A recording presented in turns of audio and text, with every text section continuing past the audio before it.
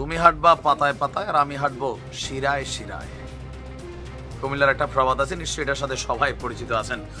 কথা বলছি যে আওয়ামী লীগের আত্মগোপনে চলে যাওয়া অনেক মামলার আসামিরা, এদেরকে ধরার জন্য ডক্টর ইউনূস সরকার একটা নতুন পরিকল্পনা নিয়েছে। ডেভিল হান্টে যেগুলো প্রকাশ্যে আছে, ডেভিল হান্ট আওয়ামী লীগের বিরুদ্ধে চলছে, আর 2-1% হয়তো অন্যান্য অপরাধীরা এখানে কানেক্ট হচ্ছেন। বাট যারা আত্মগোপনে চলে গেছেন, যাদের বিরুদ্ধে ভুয়া মামলা হোক সঠিক মামলা হোক, অনেক মামলা হয়ে গেছে, তাদেরকে ধরার জন্য নতুন এক পদ্ধতি অ্যাপ্লাই করেছে সরকার। তবে পদ্ধতিটা আওয়ামী লীগের আমলেও আমরা দেখেছি, এটাও বাস্তব। এখন বর্তমানে দেশের যে অরাজক পরিস্থিতি, সরকার মনে করছে এটার পেছনে আওয়ামী লীগ দায়ী। অর্থ, পেশি শক্তি, ষড়যন্ত্র, পরিকল্পনা, আর এগুলাকে ইমপ্লিমেন্ট অথবা বাস্তবায়ন করার জন্য আরেকটা সেক্টর কাজ করে যাচ্ছে। সো প্ল্যানারদেরকে, অথবা যারা এখানে ইনভেস্টর আছেন, অথবা যারা মূল মাথাগুলো আছেন, গণহারে সবাইকে এবার গ্রেপ্তারের জন্য আপনার যে টোপ ফেলছে সেটা আদালতে কেমনে?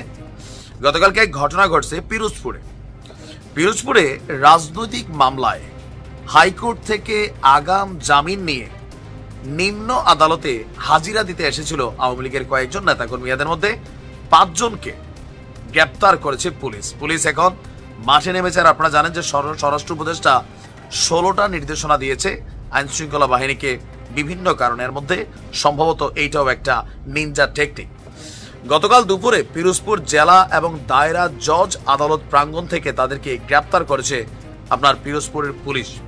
এসপি সাহেব বলছেন যে গ্রেপ্তারকৃতরা হচ্ছে পিরোজপুর জেলা দায়রা জজ আদালতের সরকারি কৌশলী শহীদুল খান পান্না, জেলা আওয়ামী লীগের সহসভাপতি, পিরোজপুর জেলা ও দায়রা জজ আদালতের সাবেক public prosecutor PP Khan Mohammad Alauddin, জেলা আওয়ামী লীগের সাংগঠনিক সম্পাদক শেখ ফিরোজ আহমেদ, নিষিদ্ধ ছাত্রলীগের সাবেক সভাপতি ইরতিজা হাসান রাজু, পিরোজপুরের ইন্দুরকানী উপজেলার সাবেক চেয়ারম্যান এবং উপজেলা আওয়ামী লীগের সভাপতি অ্যাডভোকেট মতিউর রহমান।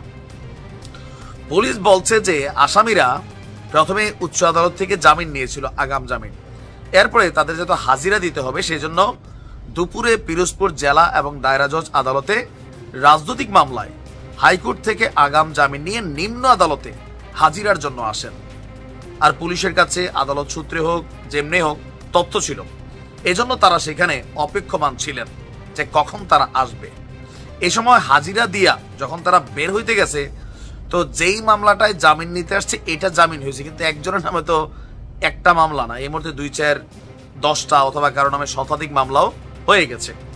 এখন একটাতে না জামিন নিচ্ছেন, বাকিগুলা হ্যাঁ ওইগুলা অ্যারেস্টের জন্য এনাফ।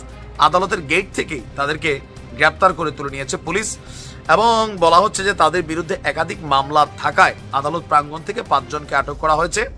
গ্রেপ্তারি পরোয়ানাভুক্ত একজন ছিল এবং বাকি 4 জন একটি নাশকতার মামলায় সংশ্লিষ্ট আসামি ছিল।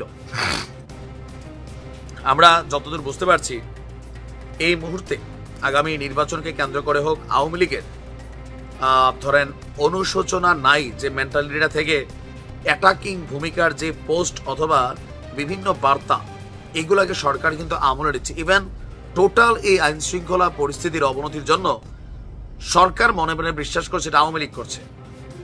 সুতরাং আওয়ামী লীগের যত নেতাকর্মী যারা যেই জায়গায় আছে, কোথাও না কোথাও 95% নেতাকর্মী এখন মামলা অথবা ডেভিল হান্ট অথবা XYZ এর মাধ্যমে সরকারদেরকে ক্যাপটাইট করবে।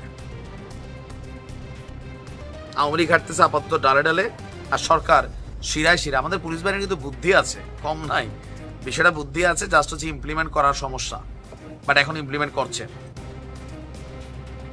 তবে আওয়ামী লীগ বলতেছে যে দেখো ইউনূসের পুলিশ, এই কথাগুলো আমি বলি সবসময়, এই পুলিশ আওয়ামী লীগকে দেখলে সেলুট দিয়া ফেনাফোনা জুতা টুতার তলা সহ ফাড়াই ফেলছে। আর আজকে এটাই পরিস্থিতি, এটাই বাস্তব। পুলিশের দোষ নাই, দোষ হচ্ছে সিস্টেমের। আপনি যে সিস্টেম দিবেন, পুলিশ কারো হয় না, সরকারি কর্মকর্তা কর্মচারীরা কোনো নির্দিষ্ট দলের না, যেই দল ক্ষমতায় থাকে তারই আসলে ওইটা আর কি। ভালো থাকবে।